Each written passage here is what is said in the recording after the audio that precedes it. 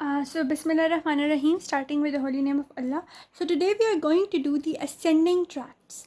What are ascending tracts actually? First of all, we need to know what are tracts. There are cell bodies, and when the cell bodies, they give out a large number of axons, and these axons combined together, they're going to form substances which are tracts. So they are the bundles of nerves or nerve bundles, which are the tracts. They are in the white matter. So consider this diagram. What are we seeing in this diagram is actually that there are neuronal axons, and when they're combined together with the sheet, they form the funiculi, and the funiculi, where they are actually known as the tracts. The tracts can be divided into the posterior or the dorsal ones, the ventral or the anterior ones, and the lateral ones. So this was the gray matter, and this is the white matter, and the white matter is actually the substance or the area that will be forming the tracts, the dorsal white matter tracts, the ventral white matter tracts, and the lateral white matter tracts. Now the tracts which carry the sensory information from your body, your limbs, etc., and goes upward to the central nervous system, they are known as the ascending tracts. Whereas the substances or the tracts which carry the motor information or the response information from the central nervous system to the parts of the body to carry out certain actions in response to the sensory information, this is known as the descending tract. Now the information that the ascending tracts conducts, we have the exteroceptive information which originates from outside of the body. They are pain, temperature, they can be touch. And we have the proprioceptive information which originates from inside of our body, like the muscles and the joints, etc. Now we have the anatomical organization. To explain this, let me give you an overview. So what you can see here is a three-ordered pathway. So what first happens is that some sensory information comes from the receptors to your spinal cord in the posterior column of the spinal cord. So this is the first order neuron. When it comes into this area or the gray matter, then what happens is that it converts into the second order neuron. The second order neuron will cross on the opposite side and it will move upwards till it reaches the thalamus.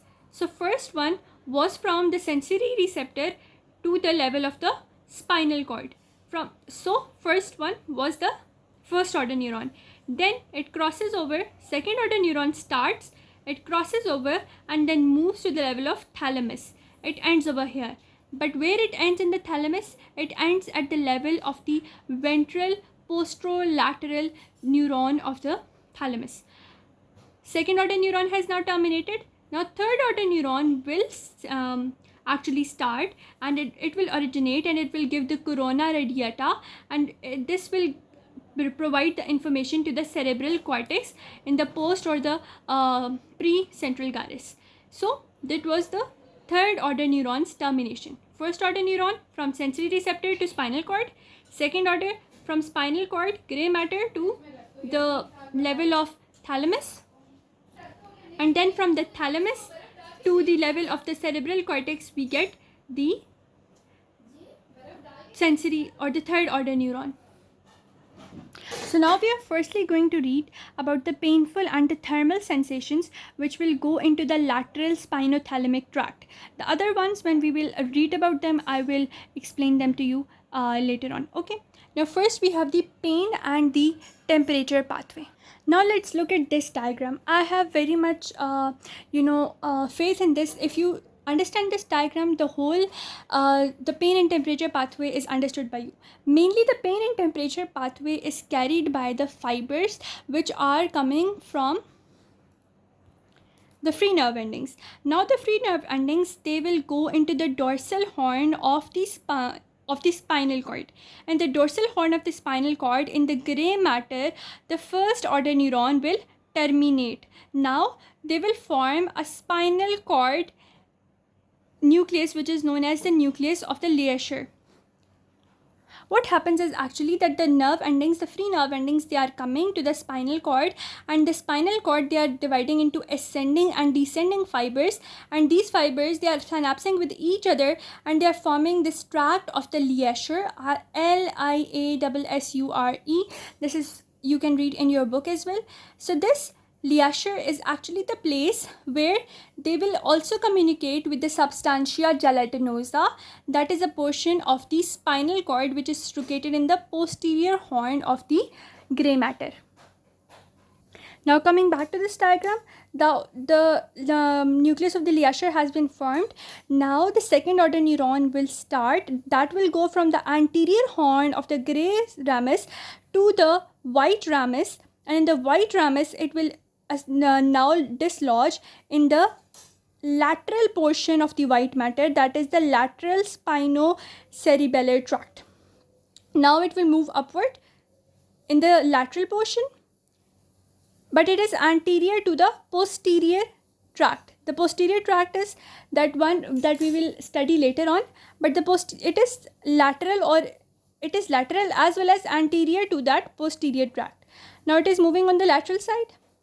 It flows from the thoracic, then it goes from the cervical spinal cord. What happens in this is that the fibers which are coming from the lower portion of the body, they are on the lateral side, whereas the cervical fibers, they are on the medial side. So the lower portion, the limbs, they are coming, the lower limbs and the foot, etc., they are going to be transmitted onto the lateral side, whereas the cervical region, the head, neck, the upper limbs, they are going to be transmitted on the medial side.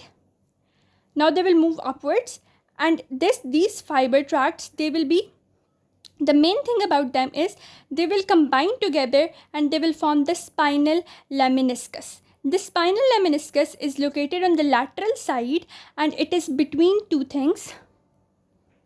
You can see the lateral spinothalamic tract ascends through the medulla oblongata. It is in the lateral surface. It forms a spinal lemniscus, which is between inferior olivary nucleus and the spinal tract of trigeminal nerves. You need to know the names only. When we will study about them, it will be clear to you. Now, it will go from the level of the medulla oblongata. The next portion is pons. In the pons, what happens is, they will be there in the posterior part of the pons. In the midbrain, it lies in the tegmentum, that is lateral to the medial lemniscus. Let me show you that. Now in the pons, it from the lateral side, in the medulla, lower medulla, it was on the lateral side. In upper medulla, it is a little bit in the middle between the trigeminal nucleus and the olivary nucleus. Then it will move upwards in the pon in the posterior side.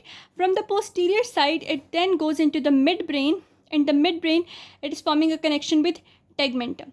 Now this whole thing that started from the gray matter of the spinal cord to the level of the thalamus, it will continue, but in the thalamus, what will happen further is that the second order neuron will terminate at the ventroposterolateral nucleus. Then at the ventroposterolateral nucleus, another neuron will originate, which is the third order neuron.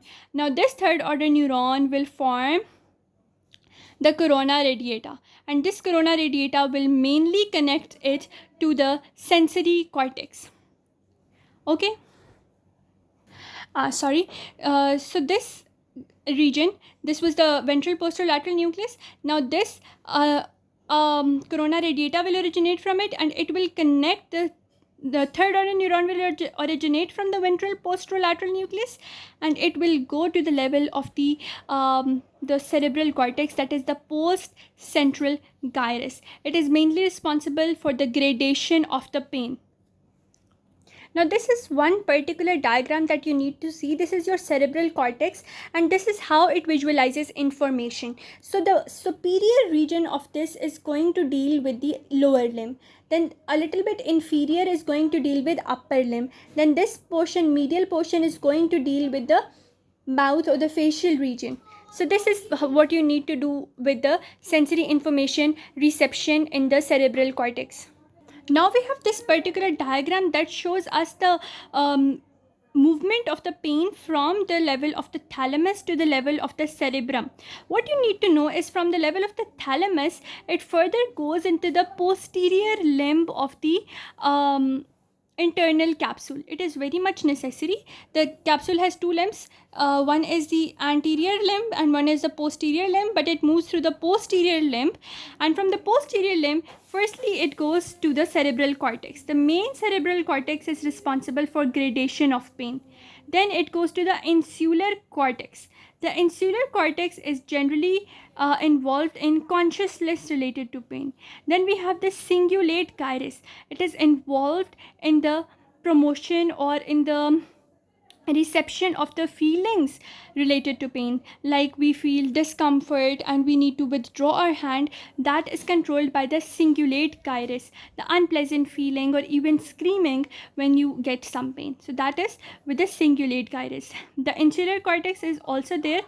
It is not related with insulin, rather it is related with insular gyrus is related with interpretation of pain stimulus from the internal organs of the body and brings about autonomic responses.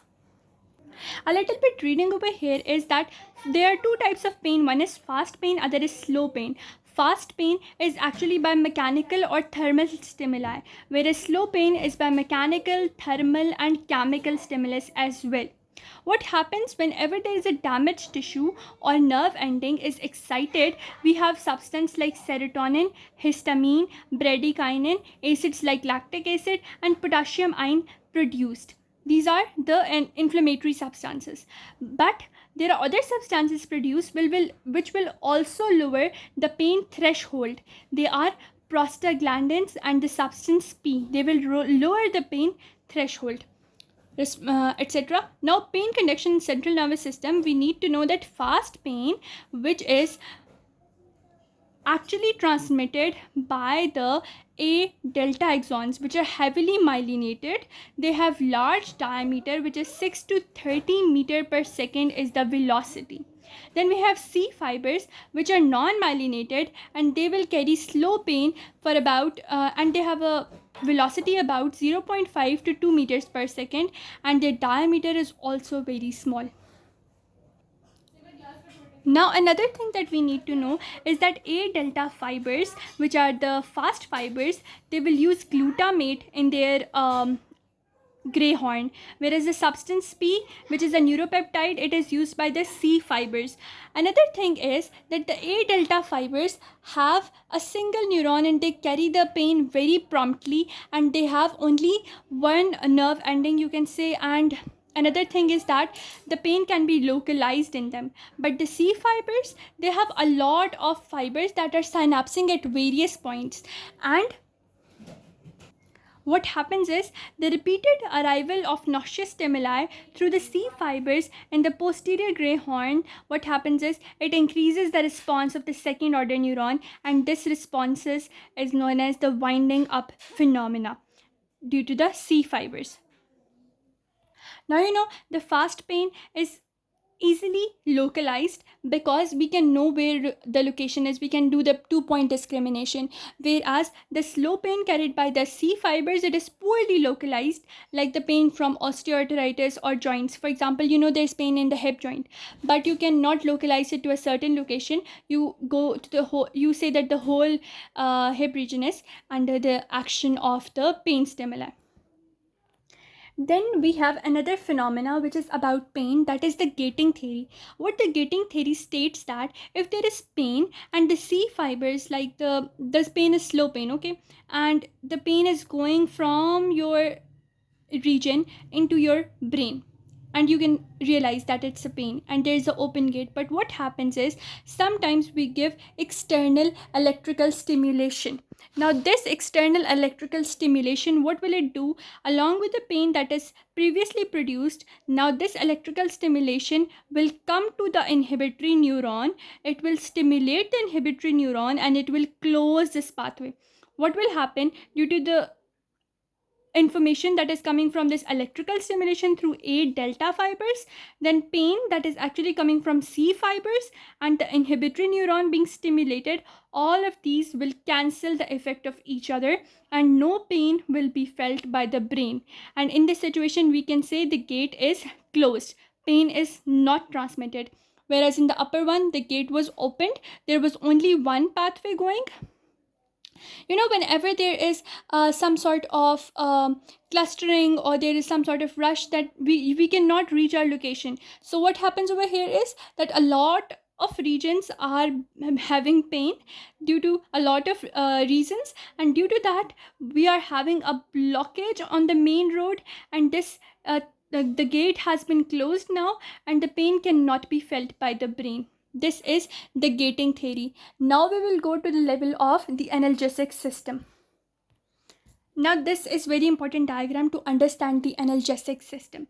What happens is there is this periventricular nucleus which is located in the diencephalon, periaqueductal gray matter which is located in the midbrain, then this raphe magnus or peripheral nucleus which is located in the brainstem. This is the midline nucleus. So periventricular present at the level of diencephalon, the periaqueductal that is present at the level of the midbrain, and the raphe magnus or the midline nucleus. Now the fibers, they will come from these three regions, they will go downwards, and they will come at the level of the spinal cord.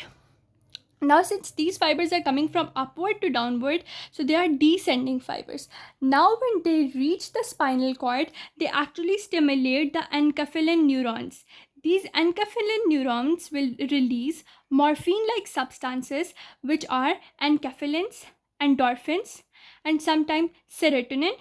And what will they do? They will have morphine-like activity, that is, they will stop the perception of pain. And this is the analgesic system. That is why whenever we have pain, we take the tablets which have analgesic capabilities in them. That is, they can cause the enkephalin neurons to be stimulated due to the action of three fibers being stimulated as well.